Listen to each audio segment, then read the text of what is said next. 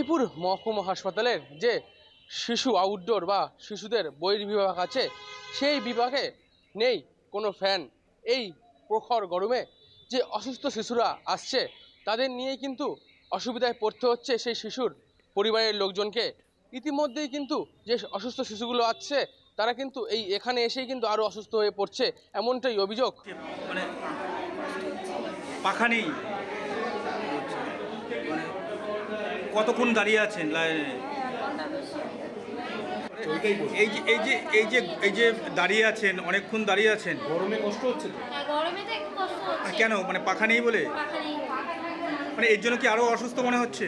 এর জন্য আরো অসুস্থ মনে হচ্ছে। দাঁড়াতে পারছি না, একদম পাখা নেই, খুব কষ্ট হচ্ছে। গরম বাচ্চা নিয়ে তো বেশি, বাচ্চারা তো বেশি কষ্ট পাচ্ছে গরমে। কতক্ষণ দাঁড়িয়ে আছেন গরমে? 1-1.5 ঘন্টা 2 ঘন্টা হয়েই যাচ্ছে, কোনো ঠিক নেই টাইম। এটা সত্য। এখন তো তাও গরমটা একটু কমেছে, মানে বিগত কয়েক মাস ধরে গরমে সত্যি খুব সমস্যা হচ্ছে। ওখানে আমাদের কোনো ভেন্টিলেশনের ব্যবস্থাটাও একটুখানি কম্প্রোমাইজড, ফ্যানেরও ব্যবস্থা নেই সেরকম।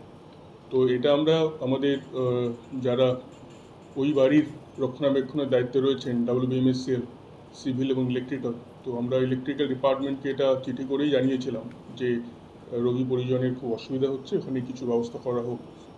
যতদূর জানি সেই অনুযায়ী ওনারা একটা কেসটা টেক আপও করেছেন ওনাদের অথরিটির সঙ্গে স্বাস্থ্য ভবনে, এবং সেই অনুযায়ী খুব সম্ভবত বেশ কিছু ফ্যানের একটা প্রসেসের মধ্যেও রয়েছে, এবং যতদূর আমরা জানি এখন ওয়্যারিংয়ের কাজ চলছে। ইতিমধ্যেই কিন্তু এই সুপারের যে আশ্বাস, সেই আশ্বাসে খুশি শিশুর পরিবারের লোকজন।